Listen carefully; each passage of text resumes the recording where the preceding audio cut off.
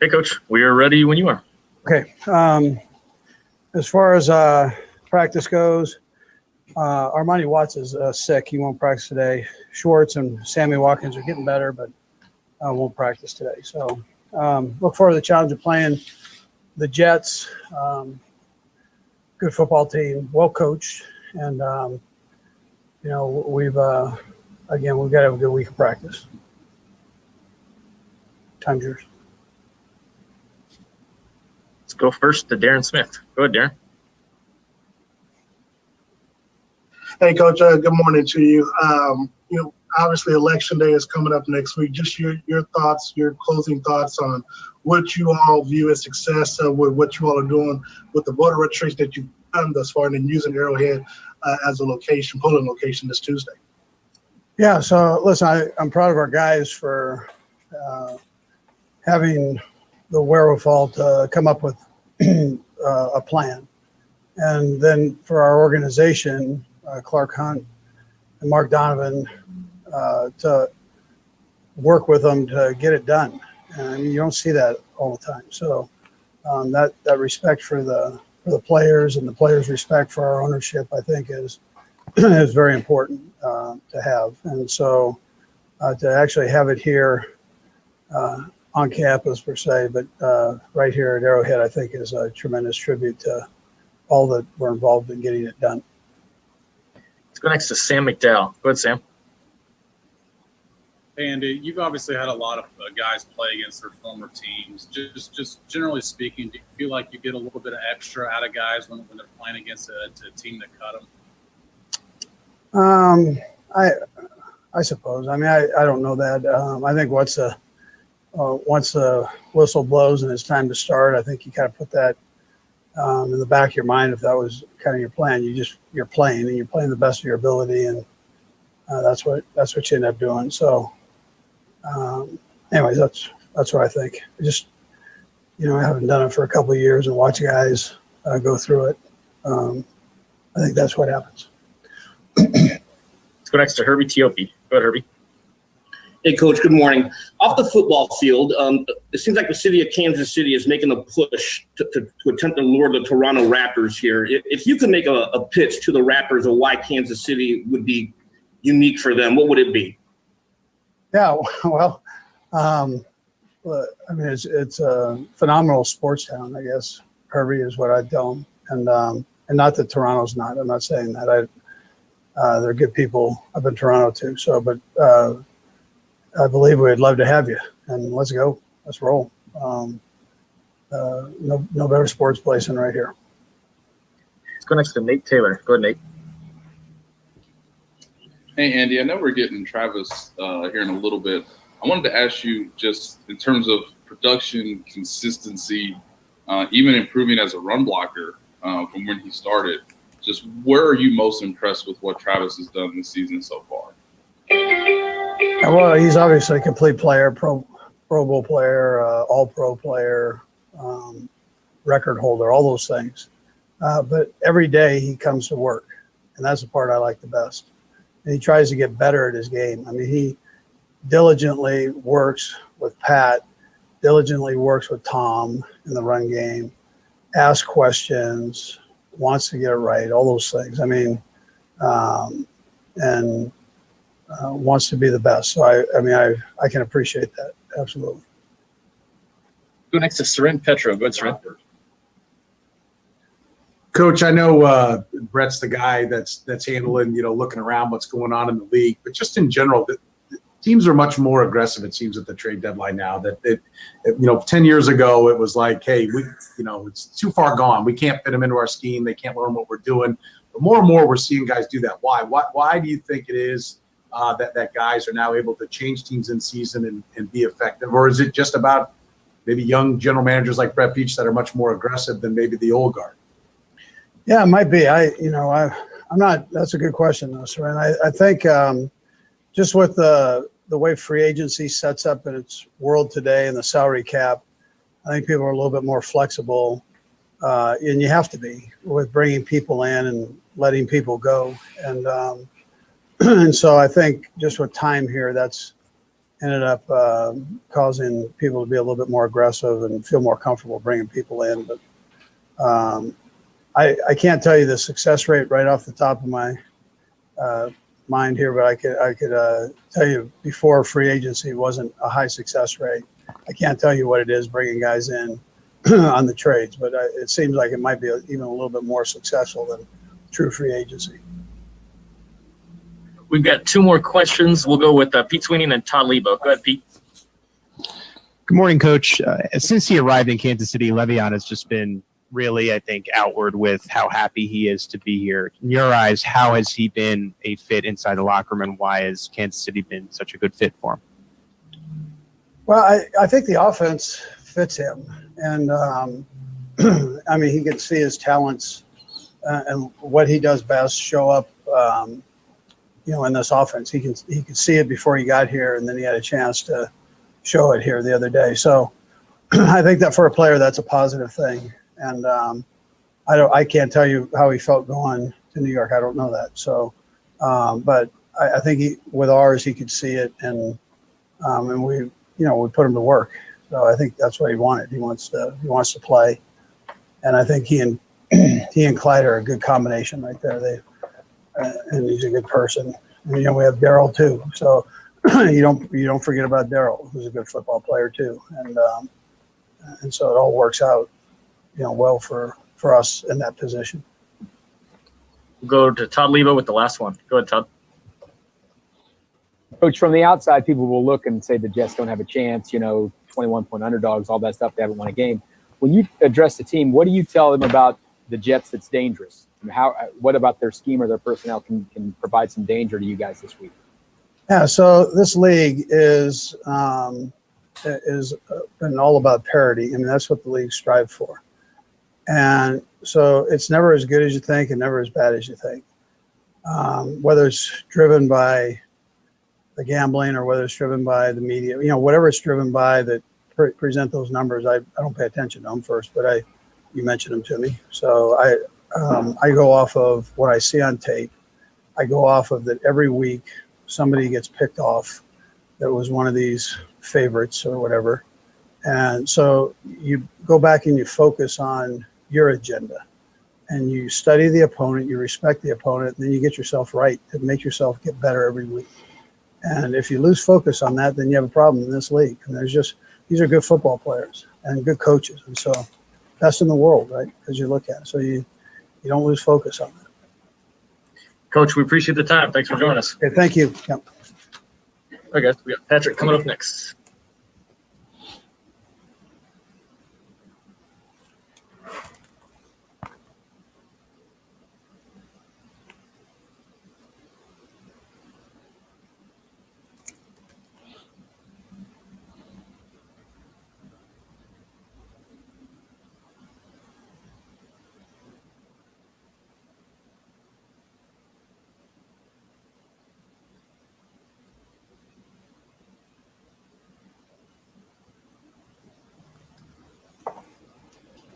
Hey, Patrick, you ready for us? Ready to go.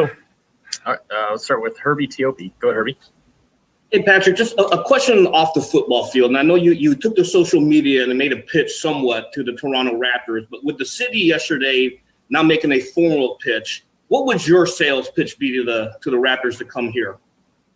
Yeah, I mean, obviously, Kansas City is a great spot for any franchise to be at. I mean, if you look at the support that the Royals have, the Chiefs, Sporting KC, and everyone else that plays out here, I mean, the fan base is crazy, and they love sports, and they love to be here. And if you look just down the road at Lawrence, and you see the way the Jayhawks, how they pack out that place every single week, you know that the T-Mobile Center or whatever would be a great spot for any basketball franchise to be at. Let's go next to Adam Teicher. Go ahead, Adam. Hey, Patrick, I wanted to ask you something you said after the game. You made a reference to yourself as the young Patrick would have forced the ball down there. You remember talking about a certain play in the Denver game. And I wanted to ask you, now that you're an old man, do you think there'd be a lot of plays that you'd look back at from your early in your career, the first few games, and say, boy, I wouldn't do that now? Or do you think there wouldn't be a lot of plays like that? And Brad, I'll have one quick follow-up too. Yeah, well, to answer your question, I think there's plays when I watch back. I mean, you watch back games of me playing early in my career. There's some throws that I wouldn't have made because they were dumb decisions at the time. But there's some throws that I hope that I still do make. And so it's kind of playing with that fine line of being aggressive as you possibly can, but not being overly aggressive. And so I try to look back on every experience and learn from it. And I think there's a lot of positive, as long as some negatives that I can learn from. Okay, and on the second matter, the Jets showed some interest in you when you were coming out in the draft. If I'm not mistaken, you went up there for a visit before the draft. They had one of the top 10 picks that year. Did you feel like they were serious? Did you feel like there was a significant chance you might be going to New York? Yeah, I mean, I definitely thought there was interest there. I mean, whenever you get on those visits, you know that they're pretty interested in doing their due diligence. So, I mean, I definitely thought there was interest there, but at the time, they drafted a great player in Jamal Adams, and I mean, you can't really argue with that one. Let's go next to Dave Scretta. Go ahead, Dave. Hey, Pat, this is sort of an oddball question too, but I'm curious who cleaned the paint off your dog's feet on that gender reveal, and then kind of more importantly, why is it important for you to put yourself out there for your fans and the public away from the field, and your fiance too, for that matter? Yeah, well, the paint, it was like this water-based paint, I guess, that they got that was very easy to clean, and it didn't affect the dogs. You know, Brittany's pretty mom-like already with those dogs, so she don't want anything happening to them that way. And then for me, it's just being who I am, and I want people to show that I'm just a normal guy, just like everybody else. I just get to play football for the Kansas City Chiefs, but I'm a pretty normal guy off the field. Go next to Pete Sweeney. Go ahead, Pete. Hey, Patrick. So obviously with the records, you guys have a way better record right now than the New York Jets. What ways are you staying on top of guys as the loudest voice to make sure, we don't overlook this game? I think people understand that in this league, you can't overlook anybody. I mean, if you watch the tape and don't look at the record, you understand that this is a good football team. A team where a lot of guys are making a lot of plays, and they have a lot of guys that have made plays in other spots and other teams. And so you understand that's going to be a great challenge for us. And we have to go out there and play our best football if we want to win. And I think that's not an overstatement. That's just true and how this league works. Let's go next to Darren Smith. Go ahead, Darren. Hey, Patrick. First of all, congratulations on you and Tyron getting people registered to vote and getting the Arrowhead as a polling location. So I had a question for you, then I have a follow-up. But have you had a chance to get out and vote yet, or do you plan on doing that on Election Day? And then also, what does success look like for you and Tyron for what you all did? Then again, I have a follow-up. Yeah, well, first off, thanks. And then second off, I have gotten to vote, and I got to send my vote in, absentee voting, and everything like that. And then I think for us to have success is to continue to move forward. We actually are going to be able to meet with Mark here either this week or this next week, and to continue to strive to get more Black-owned businesses the support that they need. And I think it's to continue to get the conversation going up until Election Day, and then even past that with different things that we can help out the community with. And so, I mean, having as many people vote is obviously the first step of right now how important this election is. But the next step is to continue to help out our community and help out the people that need the help the most. And I'm glad you said it, because that was where I was going with in regards to, everything happening for a reason. We had the economy, the country shut down due to COVID. We saw what happened to George Floyd. Obviously, you got a chance to speak out in support of Black Lives Matter. Wondering if that hadn't happened, if we would have had the ripple effect that we got right now with you supporting that, you doing the voting thing. Again, as you mentioned, post November 3rd, what is how do you plan to continue to utilize your voice and your platform to affect change, not only in the African-American community, but as a community at whole, in which we're a part of? Yeah, I think the biggest thing is keeping the conversation going and then going out and taking action. And I think with this meeting that we're going to have with Mark, he's already had a lot of great ideas that he's learned from people in the community that are out there firsthand making change happen. And we'll be able to, as the Chiefs, as an organization, go in with our players and do whatever we can to help improve and impact those communities and help out as many people as possible. We've got time for a couple more guys. We'll go Nate Taylor and then Seren Petro. Go ahead, Nate. Hey, Patrick. We all know that Travis leads the league right now in terms of receiving yards for tight ends, but I'm wondering, when you watch the tape of your teammate, just what comes to mind beyond just catching the football in the receiving yards? Yeah, I mean, he does it all. And I mean, I think you've seen it more and more as we haven't had Sherm these last few weeks. He's really stepped up blocking and being that kind of guy, blocking from the backfield and doing stuff like that. And he's hard for defense to account for. And so when you have guys like Tyreek and Trav and these guys that can get mismatches for other guys, it helps out the entire offense. And I think that stuff kind of, whenever you don't see these huge receiving yards, some games, you don't understand how much they're impacting the game by being the players that they are. Let's go last to Seren Petro. Go ahead, Seren. Patrick, I know you've talked a lot about taking what the defense gives you. That's been kind of a theme in how teams have been playing you. And you just said earlier that there's some throws there that you hope you'll make, right? The bad ones you want to get away with, but there's some throws that are there. How much do you remind yourself? Is it a process of like, now's the time to take some risk? Like, we're down, which you haven't been down much this year, obviously, but now's the time to take risk versus like maybe having to settle yourself down and remind yourself that, hey, we're up big, or everything's going well. How much is there like an internal conversation about risk reward? I mean, it's before every single drive and it's before every single play. You have to know how the game flow is. If you have momentum in your favor, if you have a big league, or if it's a tight football game, and you have to make those decisions, split-second decisions, and decide if you want to take that risk or if you want to take the check down and just try to do whatever you can to keep the chains moving. And it's a battle that I have with my nature. I want to throw it and take the risk every single time. But games like the other day when we were up a lot of points, you've got to realize that you don't have to take that risk whenever your defense is playing like they are, especially if they're doing what they do. And so whenever we get in these tight situations, I'm sure I'll be able to take the risk and be able to flip it right back around. Patrick, we appreciate the time. Thank you. Thank you. All right, guys, we got Travis Kelce coming up next.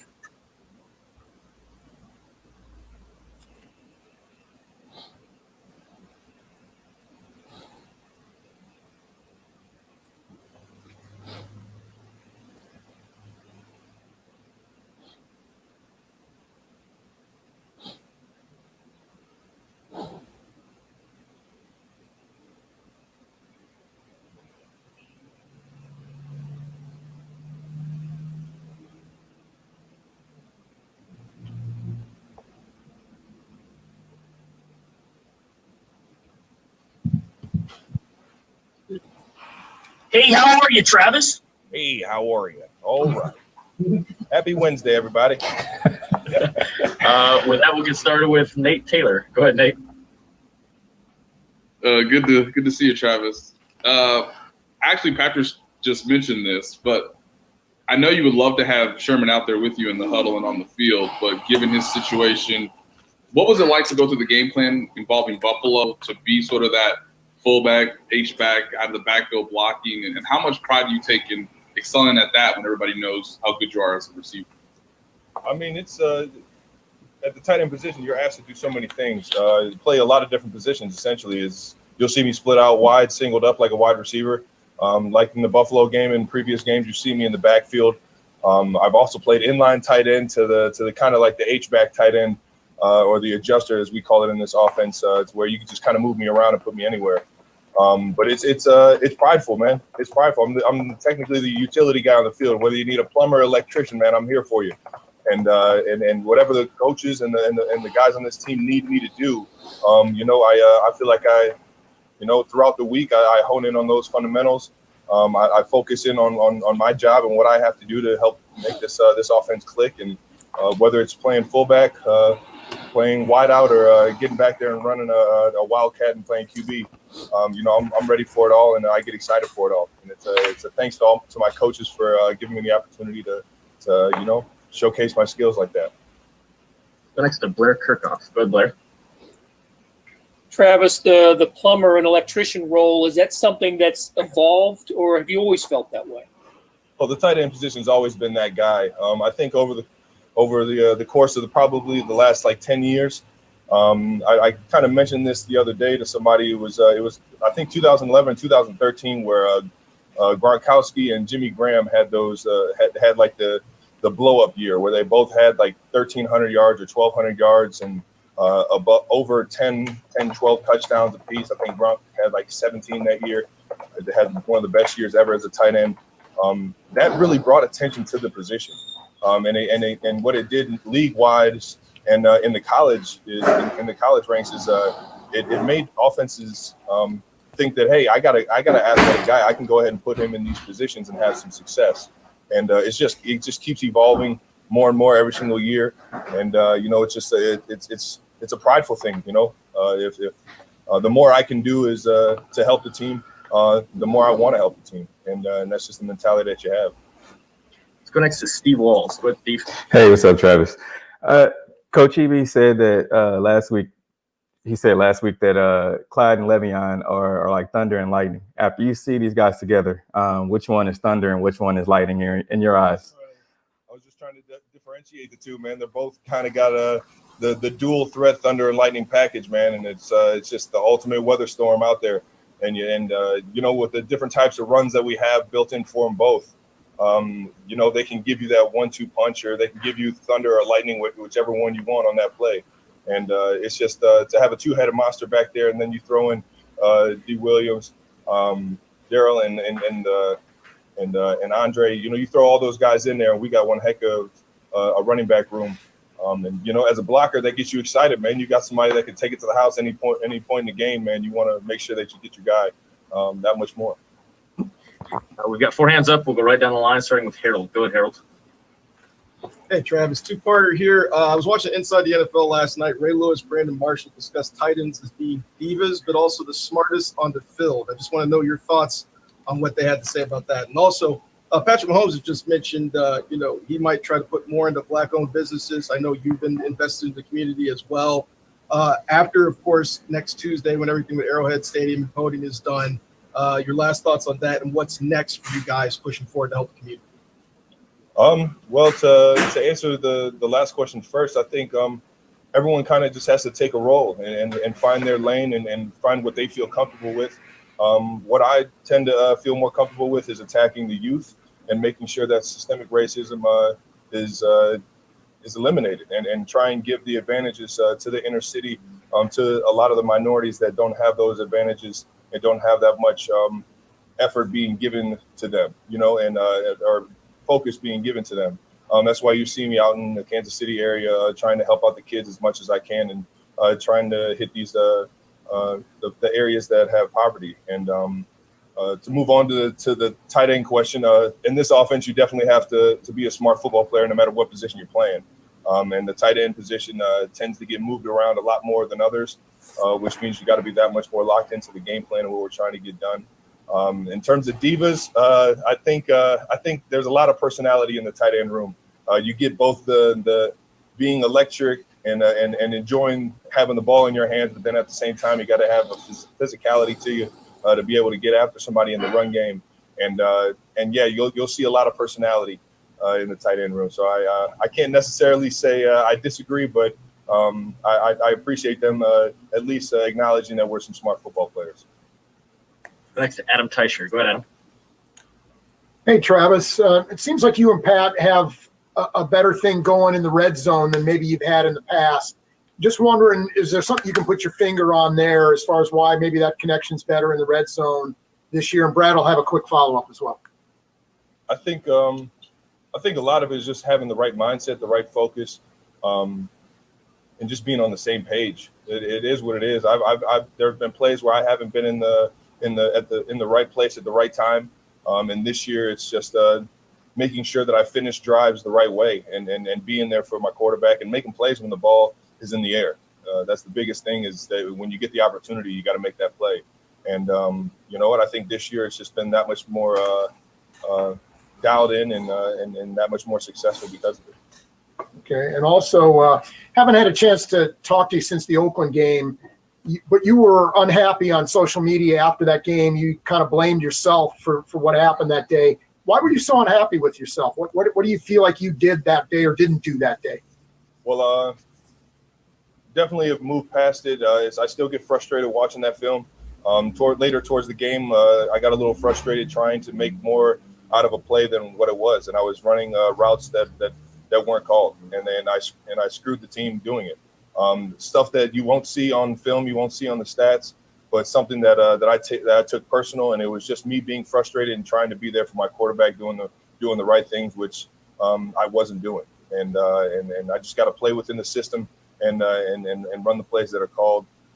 You know, we have a lot of freedom in this offense to try and kind of go out there and make plays, and it's had its history of having success. You know, sometimes it works, and you know, at that point in the game, I just there was no leeway. You know, I couldn't do that, and I screwed the team because of it. And ended up Pat throwing a pick and the ball going all the way down to the 2-yard line, and you know what?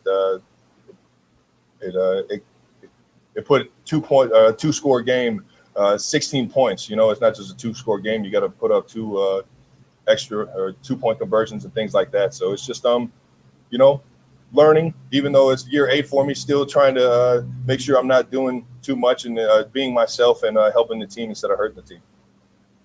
With our last 2, Todd Lebo and then Seren. Go ahead, Todd. Travis, how do you avoid overconfidence when you have a team like the Jets who have one coming in? In what ways are they dangerous? What do you have to be aware of? We got to focus on ourselves. That's the biggest thing, and I think we can take that from every game that we've played this year. Is that when we play to our ability, when we let the game come to us, and we don't try and do you know, too many things offensively or trying to go above and beyond. We have all the players that we need. We got the best weapons in the National Football League right here in this building. And when you have that, plus the quarterback that can sling it around and get the ball in everybody's hands and make the right plays and make the right decisions, you know, you just gotta kind of trust the scheme and trust what you're doing is good enough and play your tail off. And as long as we focus on ourselves and how we play the game of football, got a lot of confidence we'll go in and take care of business. Go to Seren with the last one. Go ahead, Seren.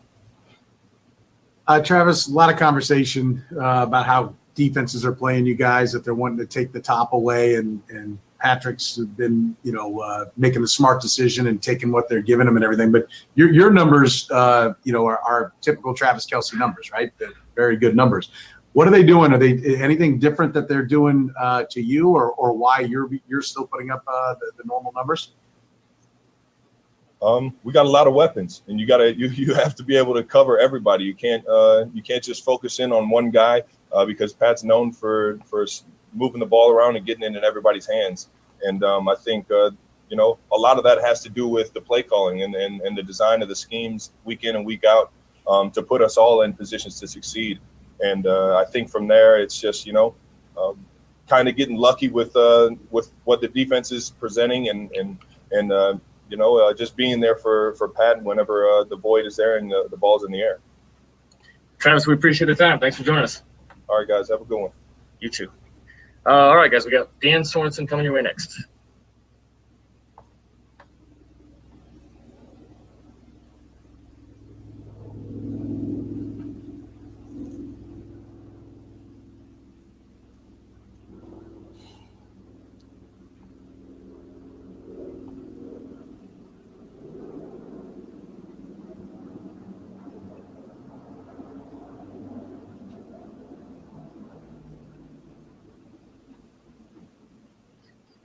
Hey, Dan, you ready for us?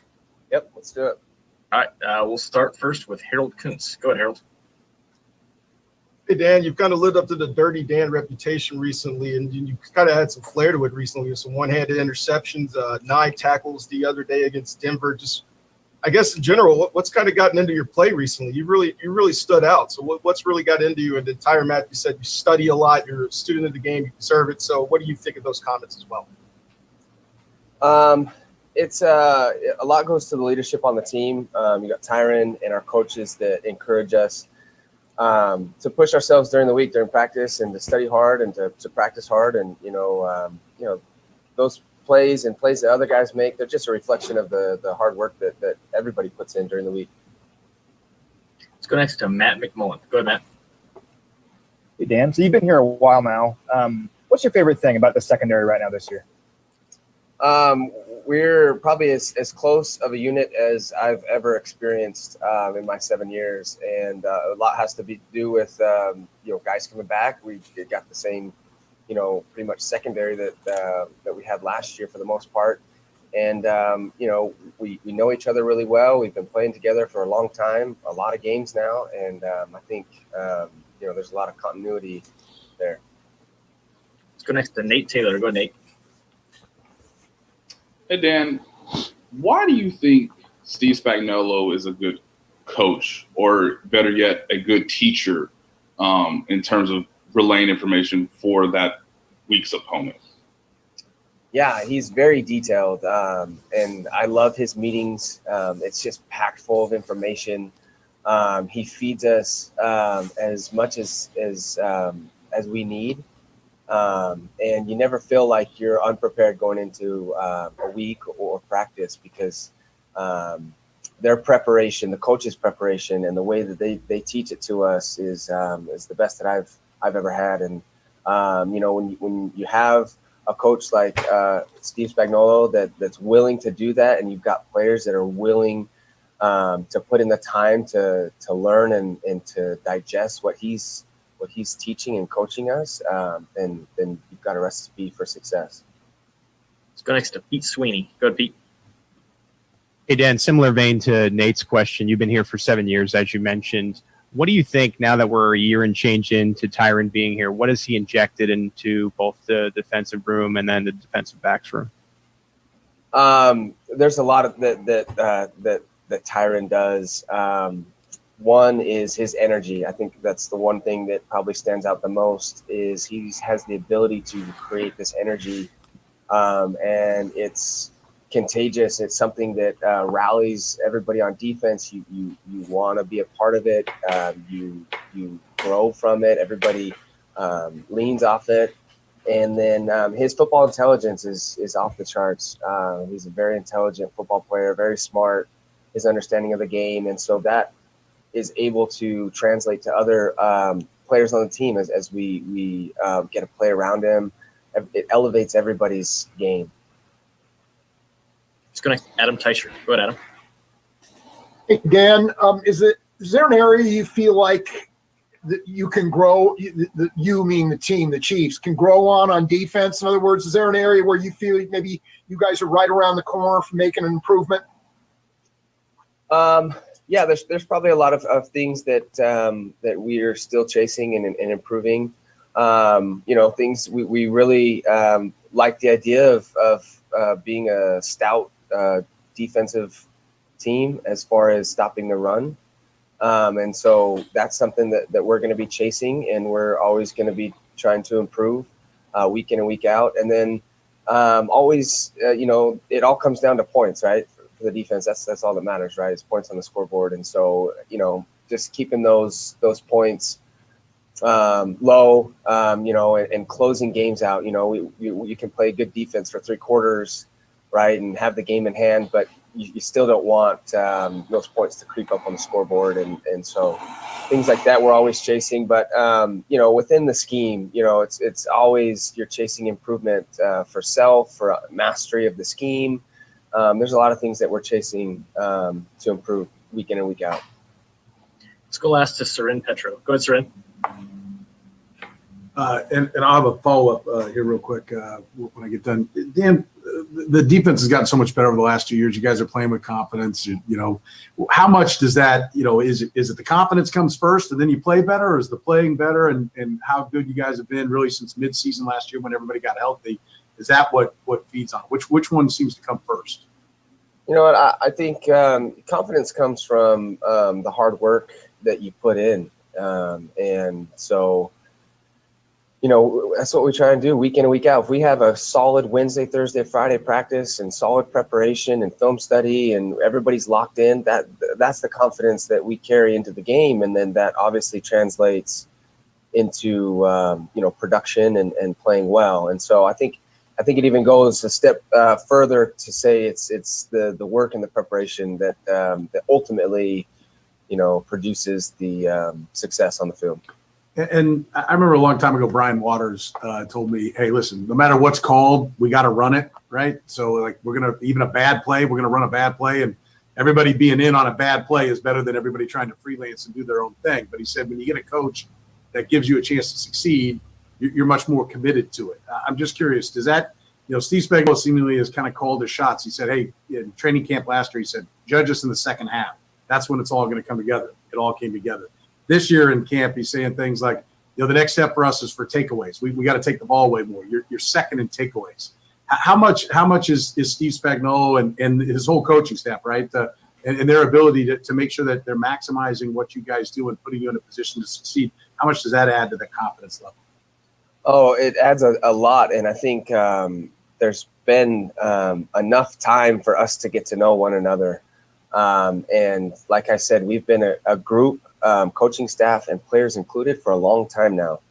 And so we're very familiar with one another, and the coaching staff does a really good job of, like you said, putting guys in a position to make plays and preparing us so that when we do go out there that we have the tools in order to make plays. And, you know, you've probably seen that as a result of all those turnovers. And, you know, we're just going to, what Spags has been preaching to us is improvement. And we're going to do that week in and week out.